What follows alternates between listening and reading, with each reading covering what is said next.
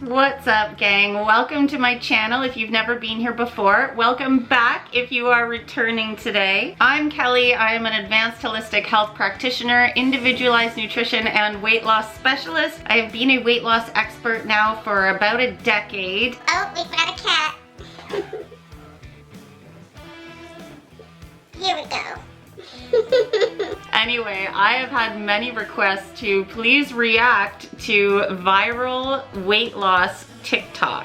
I am a little nervous. I absolutely can't wait to see what's going on over there. The whole thing that makes weight loss so difficult these days is the jargon all over the internet. It's almost like getting a fire hose in the face. If you were to Google weight loss, I can tell you that 90% of the information-ish that you see there is not gonna be real. So I have linked below videos about me, how do I know what I know, where did I get my info, and a bunch of other info that you might want to know. But anyway, let's get rolling and check out some of these TikToks. Here we go, number one. You don't need to stop eating McDonald's. I've lost 60 pounds and I just eat plain McDoubles. You don't need the sauce. They taste good on its own, trust me. It's so good.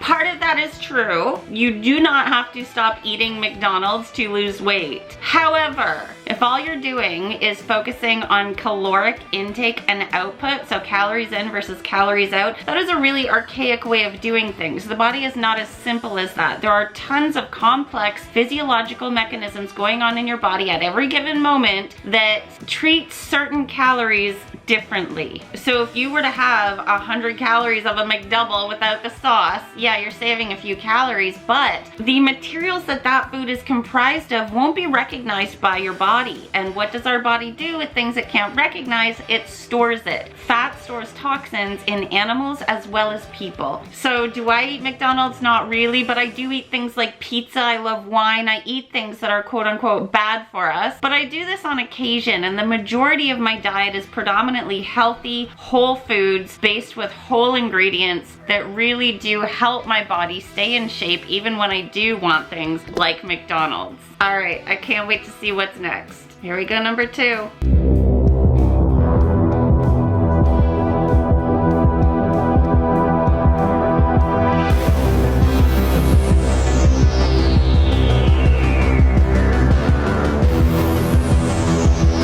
Okay, so this is partly what I teach. You should always in every main meal of your day have complete proteins, healthy fats, and healthy carbs. Anything that came from the earth is considered a carbohydrate by your body. The word carbohydrate comes from the word carbon. So an easy way to think about it is anything that never once came from an animal. You need all three of those macronutrients at every single main meal of your day for your body to have what it needs to do what it needs to do in terms of your weight loss. Now, there is no one-size-fits-all approach that's going to work for everyone. What I teach is individualized nutrition, so how your body metabolizes foods, and this is based on thousands of years of your ancestry and all of the most leading-edge research today. So you are going to have your own amount of complete protein, your own amount of healthy carbs, and your own amount of healthy fats that are going to work for you. And there's also a language that your body uses. Your body gives you very clear signs and signals for up to 1 to 3 hours after you eat every meal that is letting you know what you needed to eat, what maybe you didn't get enough of. More of that for another time, but yes, if you want to do a generalized approach, if you fill the majority of your meal, as long as you have all three macronutrients, with veggies, leafy greens, and all of the veggies that grow above ground have a lower listing on the GI index, so that's how fast a food turns to sugar in your body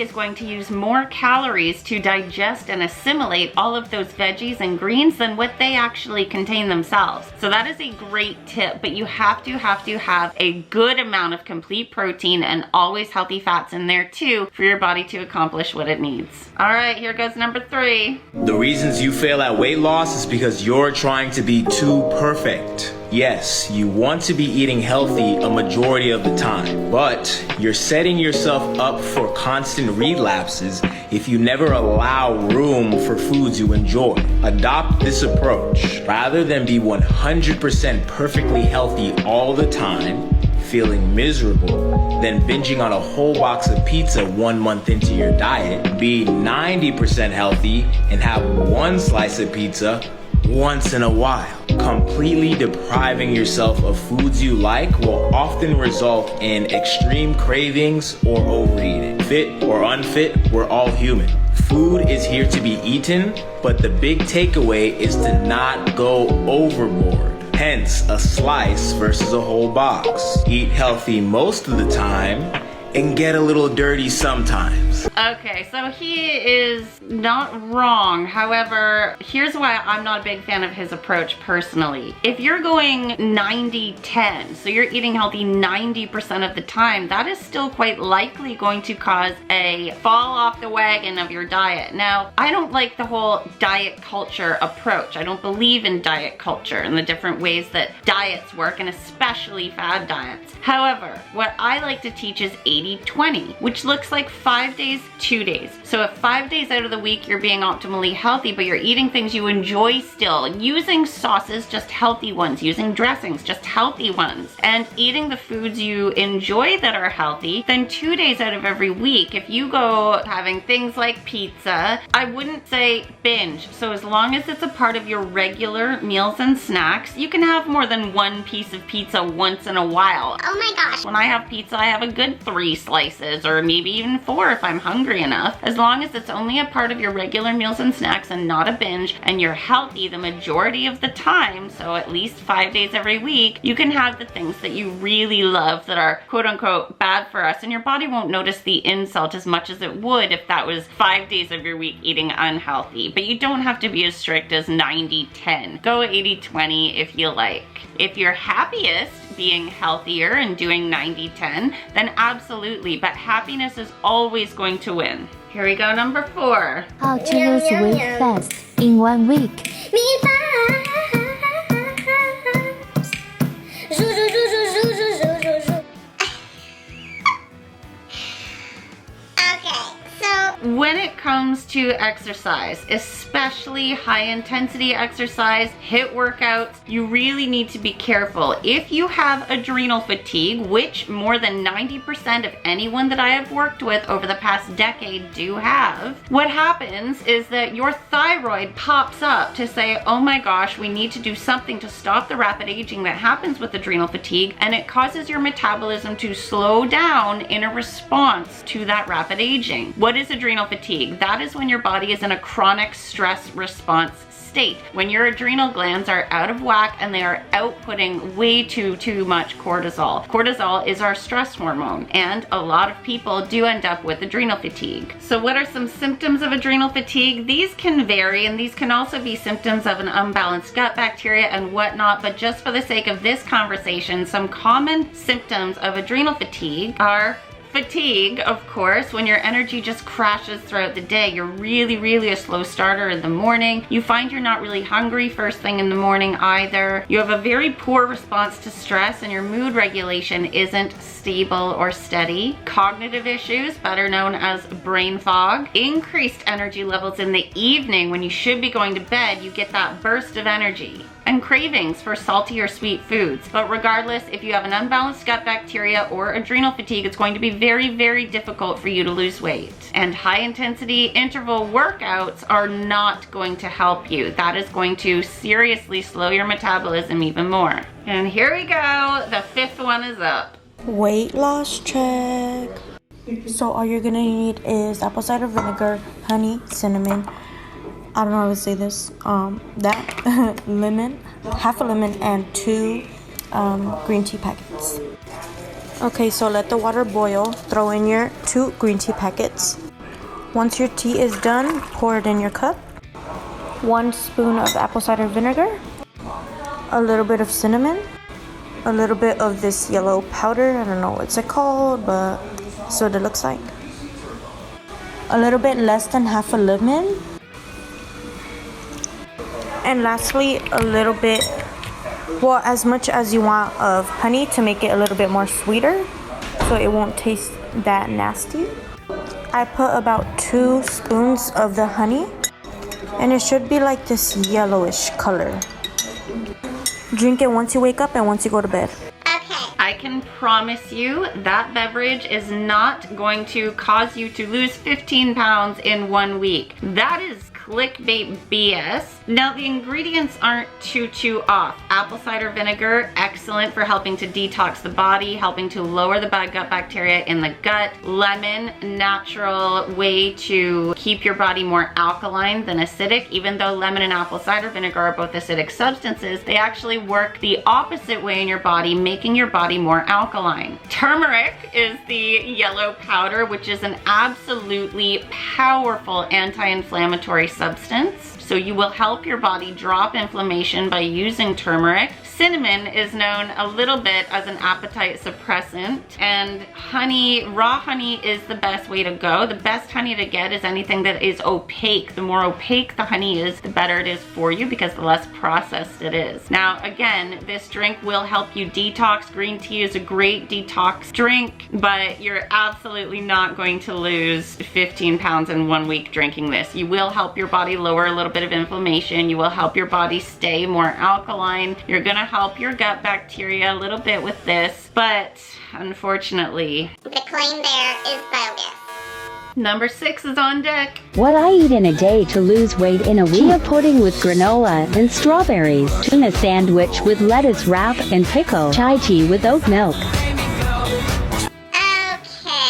You are going to lose weight in a week eating those things in 1 day. However, that is not a good way to go, and here is why. First of all, that is absolutely not enough food for 1 day at all. Your body, as a woman, is going to need a minimum of about roughly 1,500 calories just to maintain itself, just to stay alive. So if you are eating far less than that, if you're one of those people who are doing that 1,200 calories a day thing, your body will be in starvation mode and is going to store things as soon as you start eating more. And that breakfast. If you're having granola, chia pudding, and strawberries for breakfast, chia is actually great. It's a healthy fat, it's a complete protein. However, the granola and strawberries are going to turn into sugar very quickly in your body, and that chia pudding is not going to have enough healthy fats and complete protein to sustain that. So you will end up with hunger pangs later on in the day, and your body will be slightly unbalanced. You need a good amount of complete protein and healthy fats. Again, your ratio will be unique to you. However, add in more of those than that. And then we go to the lunchtime. The tuna, that wasn't a heck of a lot of tuna. If you're gonna eat tuna, at least eat a minimum of half the can. I like that there was avocado on there for the healthy fats, and excellent with the lettuce and tomato for healthy carbs. However, that is not enough food. And then we've got the coffee with oat milk, and I hope that's not later in the day. So if you're having coffee or caffeine in general after 12 p.m. noon, what happens is that is going to suppress your repair and weight loss hormone later on in the day. We all have what's called a basal metabolic rate. That is the rate at which your body burns fat while at rest when you're sleeping. If you're having caffeine too late in the day, you're gonna speed up the energy loop through your hypothalamus, which is the timekeeper of the brain, so that is going to get you aging faster. Then it goes through the pituitary gland, which is head regulator of all hormonal processes in your body, which control weight loss. And then the adrenal glands, and we already spoke about the adrenal glands. We don't want to be speeding up the loop through that. Did you know caffeine is the leading cause of cellulite for women? It unbalances the mineral corticoid balance in the body, aka the fluid balance in the body. Cellulite is an unbalanced fluid system in the body. We all have tissue under our skin that looks like this. If your fluid balance is out of whack, aka you have too much water retention happening, which can happen from caffeine later on in the day, what's going to happen is the tissues are going to separate, and all of the stuff on the inside gets pushed through that netting.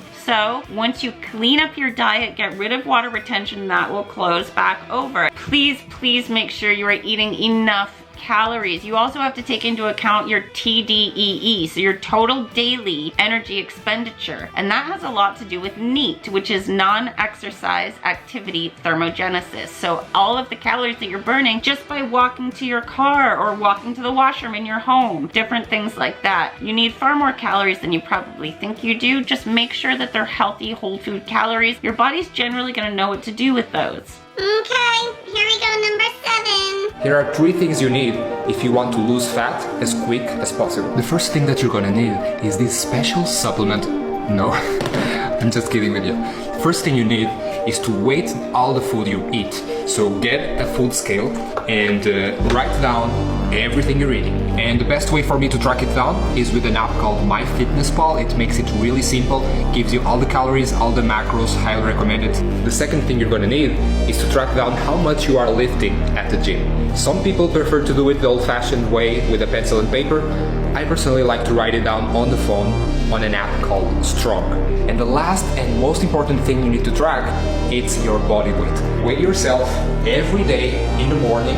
If after 1 week your weight has not gone down, you're going to decrease the number of calories you eat each day. And repeat this process until you see your weight going down and your fat starting to disappear. Not enough people are talking about this. I don't really think more people need to be talking about that. Firstly, it does help to be cognizant of what you are eating. If we are being mindless in our eating and we're just eating whatever we feel like all day long and we have no idea how much we've actually eaten, we have no idea, you know, all those little bites you take really do add up in the end, but you do not need to track every single thing that you're eating. Just write down what you're eating maybe for a day or a couple days and just know, are you eating because you're hungry, or are you eating because you're bored, because you're sad, because you're angry, because you're anxious? Tracking food can be a very slippery slope. I ended up with an 11-year eating disorder because of this. I will link that video below if you want to know more about that. I'll also link below my eating disorder Q&A video. But if you're tracking your food, it can become obsessive. You don't need to do that. Just make sure that you are cognizant of what you're eating and why you're eating. Of course, I eat things that I enjoy, like I spoke about earlier, but I'm not mindless about that. And during my week, I care to nourish my body. I know how much I need to be satiated, to have energy. Again, individualized nutrition is the name of the game when it comes to my own opinion and professional and personal experience with effective, efficient, and lasting weight loss. Another thing, it's not really going to impact your weight loss to track how much you're lifting at the gym. Did I go through periods of time when I tracked what I was lifting? Yes, because I had a strength goal. I wanted to increase my strength. Now, I don't track anything I do. I just work out because it feels good in my body. I like to lift heavy weights. The more muscle you have, the more fat your body will burn, the higher your basal metabolic rate would be. And again, that's the rate at which your body burns fat while at rest. You don't need to be tracking how much you're lifting in the gym for that to impact your weight loss. And lastly, please do not weigh yourself every single day. That is a recipe for disaster. Your body, and especially if you're a woman, can fluctuate 3 to 5 pounds overnight and in a week. And that's gonna be probably water retention, inflammation, things like that. If you ever do ingest something that causes water retention, so the most common offenders are wheat, barley, rye, corn, soy, dairy, and alcohol, that is going to take 3 days for the water retention to creep in and another 3 days for your body to get rid of it. So your scale is going to lie to you. Your scale can't track your muscle, can't track your bone density, can't track water retention. Even the scales that say that they can, they really can't. I have a video below of when I tested that out with various body fat measuring devices. I recommend to completely get rid of your scale. What a good idea is to use a tape measure. If you use a tape measure, that's gonna give you a way more accurate readout of what's going on, because as you build muscle, before your body gets rid of the fat, because remember, the muscle is going to really help in your body getting rid of fat, and as you build muscle, the number on that scale is going to go up. That is terrifying, and that's going to cause what he's saying to reduce your caloric intake. It's not about reducing the calories. If you're lifting hugely heavy at the gym and you want to build muscle, you can't be in a constant caloric deficit. It's just not going to work. Your body's not going to have enough material to build that new muscle with. Moving on. Number 8. Here's why you should skip breakfast. Now let me stop for just a moment. This isn't for the fitness model or somebody who's already in phenomenal shape. This is for someone who's wanting to lose weight, create brain clarity, and maybe feel a little bit better and start to improve their overall health. Now, why would you skip breakfast? Let's think of the word break fast. Most humans, specifically Americans, are not breaking their fast. Your body goes into a fasted state about 12 hours. If you were to skip breakfast, the traditional breakfast, okay, what would happen is you're gonna lower your blood insulin levels, raising your growth hormone, and instinctively you're gonna drop about 500 calories a day, which is times 7, 3,500 calories, which is gonna help you lose 1 pound per week. So if you just do a cup of black coffee, a cup of green tea, and you start eating at 12 and have a feeding window from 12 to 8 with your typical diet you're doing now, you're gonna do a lot for your brain health and overall weight loss. So go ahead and skip breakfast. Warriors, rise! intermittent fasting is another fad diet. Here's why intermittent fasting does not work long term, sometimes even short term. Remember, it's not just about calories in versus calories out. Remember what I said about your body having lots of different homeostatic mechanisms going on physiologically. That just means ways that it's trying to balance itself out. Your body has a natural fasting window that should be 8 hours, and it should be between 10 p.m. and 6 a.m. We get all of the physical repair that the body needs, organs, muscles, tendons, ligaments, everything physical between 10 p.m. and 2 a.m. Then we get all of the psychological, emotional, and mental repair that our brain, mind, and psyche needs between 2 a.m. and 6 a.m. It is very difficult to get that repair / weight loss at any other time of day. If you try to hack the system and skip breakfast and you're hungry in the morning, what happens is that your body tries to store things from your very next meal, because as intelligent as your body is, it doesn't understand why you're doing what you're doing, and it believes that you're in a famine. So the biggest problem in this day and age is that your body thinks it's still caveman times, but we're dealing with our brains right now. Our brains trying to hack these systems. This can be seriously damaging for a woman's hormones. If you override your hunger signals and have black coffee instead of eating, you're going to screw up your hormones over time. I have rehabbed many women's hormones because of intermittent fasting. You end up losing your hunger and satiation hormonal signaling the way it should be in your body. Your hormone ghrelin, which is the hormone that says get food, we need to eat, is going to rise, and your hormone leptin, which means leave food alone, we've had enough food, is going to lower. This completely unbalances everything, causes cravings you otherwise wouldn't be having, causes fat storage that otherwise wouldn't be taking place. And then if you decide to stop intermittent fasting, all of a sudden what's going to happen is you're going to get rebound weight gain. Now, if you are not hungry in the morning, absolutely please do skip breakfast and have your break fast when your body is naturally hungry. You should be obeying your natural hunger and fullness signals, and this act alone can help to rebalance all of the hormonal processes going on in your body in terms of hunger. We're already on number 9. 3 ways to lose fat without counting calories. Replace one meal every day with a big ass salad. Put some protein on it too. Drink at least 8 ounces of water before every meal. And don't let one bad meal turn into a whole month. Get back on track. I like this guy. He's on the right track. Replacing one meal a day with a big ass salad and making sure there's tons of protein in there is definitely going to help. Like I said earlier, all fruits and veggies aside from white potatoes and bananas, and that's not to say white potatoes and bananas are bad for us, because they're not, but all fruits and veggies and greens otherwise, your body is going to use more calories to assimilate and digest those than what they contain, not to mention they are full of micronutrients that your body needs to take care of these processes inside of itself. Now, drinking a cup of water before every meal can unbalance the pH of your stomach acid, which affects the entire rest of the chain of your digestion. You shouldn't be drinking water within 15 minutes of eating and up to 30 minutes after, especially if you've had meat. You want to give your body time to properly digest that. You really should be drinking about half of your body weight in ounces of filtered water per day. So if I weigh 120 pounds, I need to make sure that I get at least around 60 ounces of water per day. So what do I do? I have enough of these to equal 60 ounces of water, and I drink it throughout my day, but I'm not drinking it immediately before a meal. So what he's suggesting there is that the water is going to fill your stomach, leaving less room for food. You're going to get that satiation fullness response sooner. But you don't want that to be sooner if it's going to mess up the rest of your digestion. One thing that I can recommend that will help is to have 1 teaspoon of apple cider vinegar in water about 15 minutes before your meal. This is going to help spur on production of stomach acid, thus increasing the effectiveness of your digestion, and also making sure your body is a little bit more alkaline for it as well. Okay, we've got one more. Magic.